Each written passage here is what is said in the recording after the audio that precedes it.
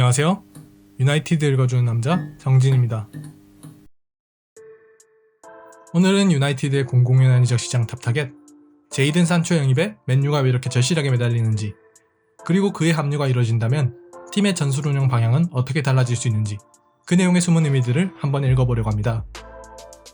현재 맨유는 도르트문트의 제이든 산초 영입에 총력을 기울이고 있는데요. 도르트문트가 120만 유로의 초기 협상안에서 분할 지급 정도의 수준을 제외하고는 거의 물러나지 않고 있는 만큼 몇몇 팬분들께서는 아마 산초가 이만큼 중요한 매물인가, 차라리 대체 자원을 영입하고 그 돈을 아껴서 약점인 다른 포지션들을 보강하는 것이 어떨까 하는 생각들을 가지고 계실 겁니다. 그리고 이 와중에 도르트문트가 산초의 잔여 계약 기간이 2년이 아니라 3년이라는 것을 밝히면서 향후 산초 이적 사가는 더욱 난항을 겪게 되겠죠. 하지만 그럼에도 불구하고 저는 맨유가 만약 정말로 오른쪽 윙포드를 영입하려 한다면 결국 보르세니 고사는 120만 유로를 전부 지급하더라도 제이든 산초를 데려올 수밖에 없다고 보고 있습니다. 간략하게 결론만 말씀드리자면 현재 시장에 나와 있는 매물이나 대안으로 거론되는 선수 중 산초의 대체 자원으로 평가될 수 있는 선수는 없습니다. 물론 120만 유로의 가격표를 고려한다면 산초만큼이나 잘하는, 어쩌면 산초보다 더 높은 클래스의 선수들을 다른 포지션에서라도 충분히 영입할 수 있는 것은 사실입니다. 그러나 유나이티드가 산초를 영입하면서 얻고자 하는 전술적인 성과를 고려한다면 그 가격으로 그만큼의 효과를 낼 수 있는 선수가 단언컨대 없습니다. 우선 본격적인 내용에 들어가기 앞서 지난 영상의 내용들을 간략하게 정리해보겠습니다. 지난 영상에서 저는 고립을 위한 과부하 시스템을 바탕으로 맨유의 측면 전술에서의 문제점들을 진단했습니다. 현재 유나이티드에서는 공격진들의 특성으로 인하여 왼쪽에서 밀집이 주로 발생하고 오른쪽에서 고립이 이루어지고 있는데, 그것을 활용하는 측면 자원들의 역량이 현재 선수들을 활용하고 있는 방식과 서로 상반되어 측면에서의 효율성 문제가 발생하고 그로 인해 약팀을 상대로 어려움을 겪었다는 것이었죠. 이 문제를 해결하는 방식은 의외로 간단합니다. 측면 활용 방식을 반대로 뒤바꾸는 것이죠. 오른쪽의 선수들을 밀집시키고 왼쪽의 고립을 유도하여 쇼와 암비사카가 활약하기 좋은 환경을 만들어주는 것입니다. 이렇게 접근 방식을 바꾸는 것으로 측면에서의 효율성을 높일 수 있고 중앙에서 브루노와 포그바의 역량에 기대는 것을 넘어 지공 상황의 해법을 추가할 수 있겠죠. 산초가 맨유의 탑 타겟으로 그 가치를 지니는 부분은 산초의 영입을 통해 맨유가 이러한 측면 전술 접근 방식의 변화를 가져갈 수 있다는 것에서 발생합니다. 산초는 많은 강점이 있는 선수이고 상기들인 장점들 이외에도 홈그로운, 언어 문제, 잉글리시 코어가 주축인 맨유에서 대표팀이나 클럽팀이나 플레이를 연장해 나갈 수 있다는 사실같이 여러 이점을 가지고 있는 선수이기는 하지만 무엇보다 산초가 특별한 선수인 이유는 그가 좁은 공간에서 볼을 멈추는 것에 거리낌이 없는 선수라는 점에 있습니다. 리오넬 메시나 에당 아자르를 떠올리게 할 만큼 재빠른 잔발을 활용해서 상대 움직임을 역이용하는 드리블을 구사하는 산초는 좁은 공간에서의 포켓 플레이에서 그 가치가 확 뛰어오르는 타입의 선수입니다. 밀집 수비 사이에서도 공을 발에서 멀리 떨어뜨려 놓지 않으며 충분히 지켜내고 또 덤벼드는 상대 수비를 제칠 수 있는 기술이 있다 보니 아무리 좁은 공간에서라도 볼을 일단 멈출 수 있는 역량이 생겨나죠. 이러한 산초의 강점은 동료들과 원투 패스를 주고받으며 박스 안으로 침투하여 자신의 기술을 활용하여 볼을 지키면서 상대 수비를 유인하고 그로 인해 발생하는 측 후방 공간의 동료에게 짧게 볼을 내어주며 기회를 만들어내는 플레이로 나타나고 있습니다. 유나이티드의 드리블러인 마샬과 레시포드의 드리블 옵션이 기본적으로 가속을 붙일 넓은 공간을 요구하고 속도를 살려서 슈팅까지 이어나간다는 것을 목표로 한다면 산초의 경우에는 드리블을 멈춘다는 옵션이 가미되어 있다는 점에서 차이가 있습니다. 이런 산초의 드리블 옵션에 비추어 저는 기본적으로 산초에 대해서 드리블러라기보다는 드리블 옵션을 가미한 측면 플레이 메이커라는 평가를 하고 있습니다. 실제로 스탯을 놓고 보더라도 유독 높은 XG값과 드리블, 턴오버 성향을 제외하고 보면 산초는 측면 플레이메이커의 전형인 다비드 실바와 거의 비슷합니다. 요컨대 저는 산초를 드리블로 상대 수비진을 해집고 직접 마무리를 하는 크랙 유형의 선수라기보다는 상대 두 줄 수비 앞라인을 돌파하여 그 사이 공간으로 들어간 후에 볼을 지켜내며 주변 동료들의 공간과 기회를 만드는 기회 창출자라고 보고 있는 것입니다. 아마 여기까지의 평가와 지난 영상에서의 고립을 위한 과부하 전술을 떠올리신다면 유나이티드가 산초에게 무엇을 기대하고 있는지 짐작하셨을 겁니다. 밀집 공간에서의 미끼 공격수, 이것이 맨유가 산초를 열망하는 이유입니다. 래시포드와 마샬이 주로 포진할 좌측을 고립시키는 대신 산초의 개인 능력과 팀 동료들의 지원으로 우측에서 밀집을 유도하겠다는 포석인 셈이죠.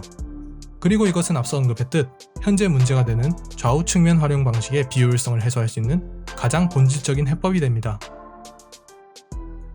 이것이 현재 유나이티드에 가장 적합한 해법인 이유는 선수들의 강점을 보다 잘 이끌어내는 방식이기 때문입니다. 일반적으로 고립을 위한 과부하 시스템이 성공적으로 작동하기 위해서는 크게 세 가지 요소가 중요하게 여겨지게 됩니다.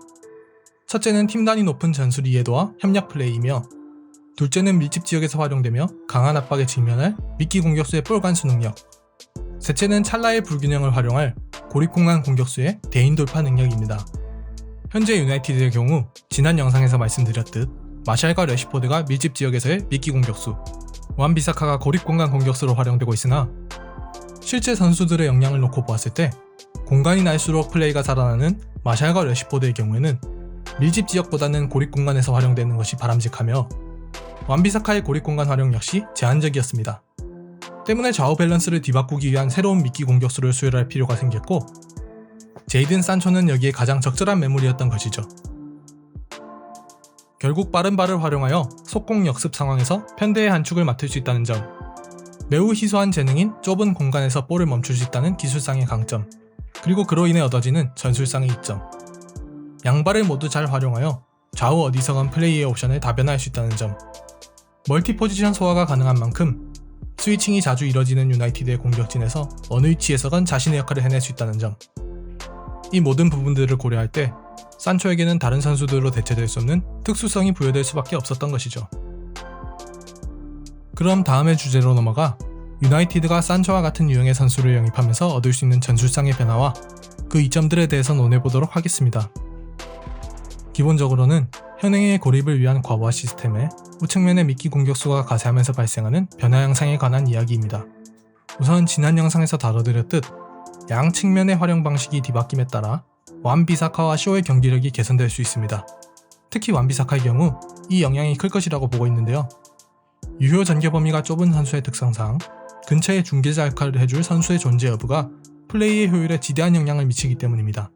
짧게 월패스를 주고받으며 전진하는 정도의 임무 수행은 완비사카도 얼마든지 잘 해낼 수 있으며, 산초가 도르트문트에서 측면으로 돌아 들어가는 아슈라프 하키미를 유독 잘 활용했던 것처럼 완비사카의 속도와 침투는 미끼 공격수가 활용할 수 있는 전개 옵션을 제공해줄 수 있을 것입니다. 완비사카의 공격력에 대한 의구심이 존재하기는 하나, 비사카의 문제는 크로스나 패스의 정확도이지 침투의 타이밍이나 속도에 있지 않으므로 이 역할은 분명 그에게 날개를 달아줄 수 있습니다. 쇼의 경우에는 넓은 공간을 활용하며 다양한 공격 임무를 수행하게 될 것입니다. 고정된 컷백 패턴으로 한정되었던 기존 역할에서 패턴을 다변화하며 더욱 많은 기회 창출을 해낼 수 있을 것이고, 그에 따라 공격적인 기여도도 늘어나겠죠. 완비사카보다야 느리지만 쇼 역시 충분히 속도로 마크맨을 따돌릴 수 있다는 것을 이번 시즌의 컷백 패턴으로 여러 번 보여주었습니다. 이는 고립 공간에서 활용되기에 손색이 없다는 것이고, 한편으로는 완비사카가 실패했던 박스 안으로의 투입까지 보다 높은 확률로 성공시킬 수 있다는 점에서 지공 상황 측면 기회 창출의 효율성은 확실히 나아질 수 있겠죠. 공격진을 놓고 보면 미끼 공격수의 반대편에 위치하게 될 마샬과 래시포드에게도 전술적으로 더 나은 역할을 부여할 수 있을 것입니다. 반대편의 밀집이 유도되면서 자연스럽게 이들이 위치하는 좌측의 수비 밀도가 낮아지는데, 덕분에 속도를 붙일 수 있는 공간에서 보다 압박을 덜 받게 되어 지공에서도 순간적인 가속을 할 수 있게 되는 옵션이 생기게 되죠. 지금의 그린우드가 그러하듯 고립 공간을 간결하게 활용하면서 득점력의 개선이 크게 이루어질 수 있습니다. 특히 팀의 주포인 두 선수가 가장 선호하는 박스 좌측의 하프 스페이스의 공간을 만들어줄 수 있다는 점은 굉장히 고무적입니다. 한편 그린우드는 이러한 시스템 변화의 최대 수혜자라고 할 수 있습니다. 신체적 성장에 맞춰 맨유는 그린우드를 점차 중앙 공격수로 올릴 계획을 세우고 있는데요. 정교한 양발과 간결한 슛 사전 동작이라는 그린우드의 장점은 우측의 미끼 공격수의 존재로 인해 보다 잘 활용될 수 있는 공간을 부여받게 됩니다. 특히 가짜 9번으로서 그린우드는 좌우 윙포드들이 돌격대장 역할을 맡아 먼저 전진한 후에 서서히 밀고 들어오는 플레이를 행하며 미끼 공격수의 측후방 공간을 활용할 수 있을 것으로 보이는데, 이 역할은 정확히 지금의 그린우드가 세컨탑으로 올라오면서 보여주는 플레이와 크게 다르지 않다는 점에서 포지션 변경에 따른 경기력의 변화는 그다지 크지 않을 수 있습니다.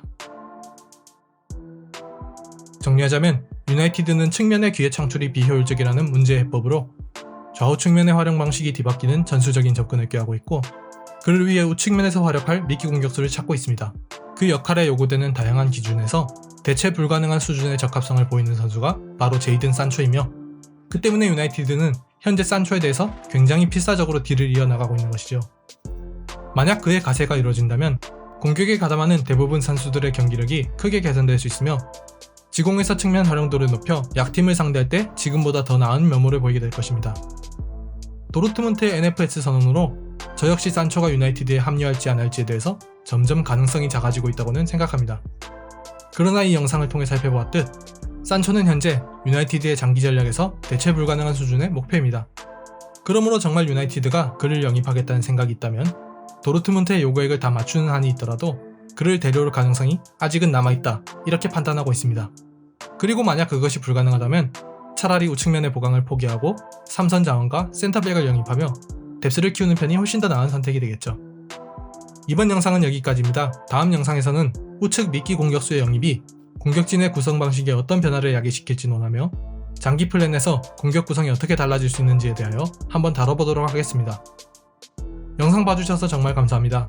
오늘의 영상이 유익하셨다면 좋아요와 구독 한 번씩 부탁드리며, 영상으로 제작하지 않는 세세한 내용들은 네이버 카페 레드데빌즈의 활짝 칼럼으로 작성하고 있으니 관심 있으시다면 방문하셔서 읽어보시는 걸 추천드립니다. 다음번엔 더 알차고 재미있는 유나이티드 이야기로 찾아오겠습니다. 시청해주셔서 감사드리며 다음 영상에서 뵙겠습니다. 지금까지 유나이티드 읽어준 남자 정진이었습니다. 감사합니다.